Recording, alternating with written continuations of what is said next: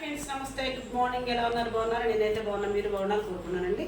ఈరోజు మా బాబు తలకాయ మాంసం తీసుకొచ్చాడు. కుక్కర్లో వేసి ఒక విజిల్ వచ్చింది అప్పుడు ఇచ్చానండి. ఇప్పుడు కూర చేసుకుందని చెప్పి బాండి పెట్టేసి బాండీలో నూనెసానండి. ఇది కొద్దిగా కావాల్సిన ఉల్లిపాయ ముక్కలు, పచ్చిమిరకాయ ముక్కలు. ఫస్ట్ మనం వచ్చేసి కూర స్టార్ట్ చేసుకుందామండి.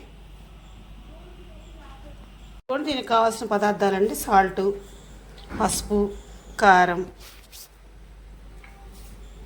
ఇదిగోండి వెల్లిపాయ, అల్లం, జీలకర్ర కలిపేసి ముందుగా పేస్ట్ పట్టేసుకుని రెడీగా ఉంచుకున్నానండి.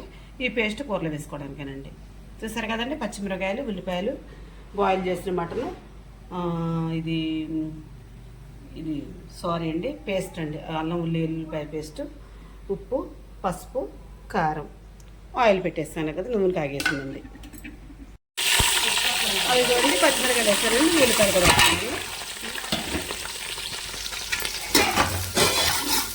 పట్టుకోరండి, తీరండి.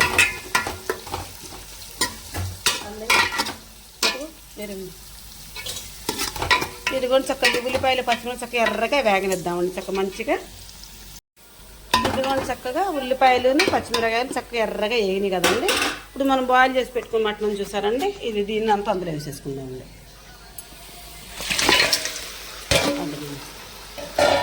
ఈ విధంగా కూర అంతా ప్లేస్ చేస్తాం. ఇందులో ఇప్పుడు పసుపు, గల్లుప్పు వేస్తాం.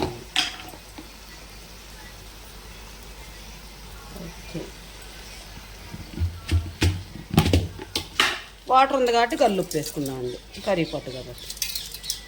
వేసుకున్నా సరిపడ వేసుకుందాం, అంతగా సరిపోతే అప్పుడు కొంచెం సాల్ట్ వేసుకుందాం లాస్ట్లో.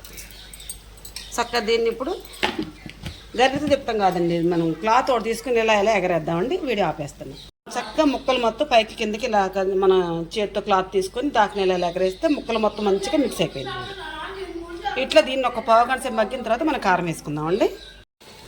ఇది కూడా చక్కగా కూర అంతా వేసుకున్నాను కదండి. కారం కూడా వేసుకుంటే కాసేపు ఇట్లా మగ్గనిచ్చుకుందాం. మళ్ళీ కారం పచ్చి వాసన రాకుండా కారం కూడా వేసేస్తున్నానండి.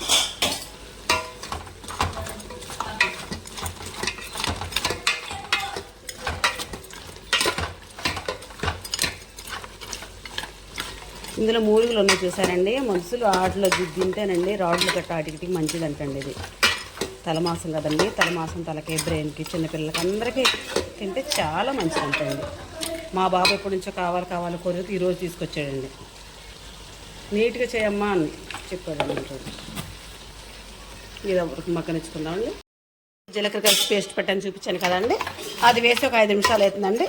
దీన్ని కొంతసేపు ఇట్లా మగ్గనిచ్చుకున్న తర్వాత కాసిన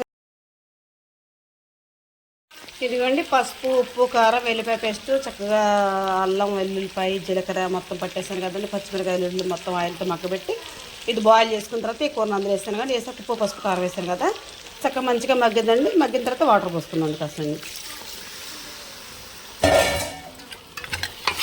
చక్కగా దీన్ని ఈ విధంగా చేశాను కాబట్టి కాసేపు ఒక పావు గంట సేపు ఉడకనిచ్చుకున్నాను. ఉడకనిచ్చుకుంటే ఈ ముడుసులు కొన్న గుజ్జు ఇది కూడా చూసారండి, ఇదంతా కూడా కరిగి ఇందులోకి వస్తుంటండి. ఉడుకుతోనే ఉందండి పులుసు, ఫ్రైలా కాదు కదా. ఎంత ఉడికితే అంత కూర బాగుంటుందండి.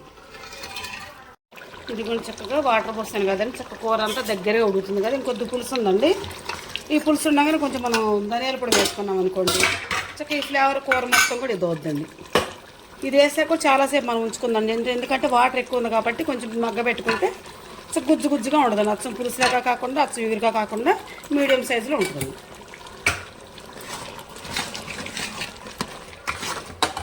ఒక పావు గంట సేపు చక్క మళ్ళీ దీన్ని ఉడికించుకున్నామండి. ఏదైనా మటన్ అంటేనే ఎక్కువసేపు ఉడకాలండి.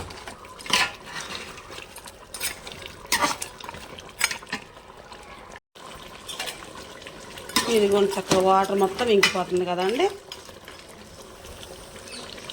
చూడండి చక్కగా ఉడికిపోయింది కూర అంతా.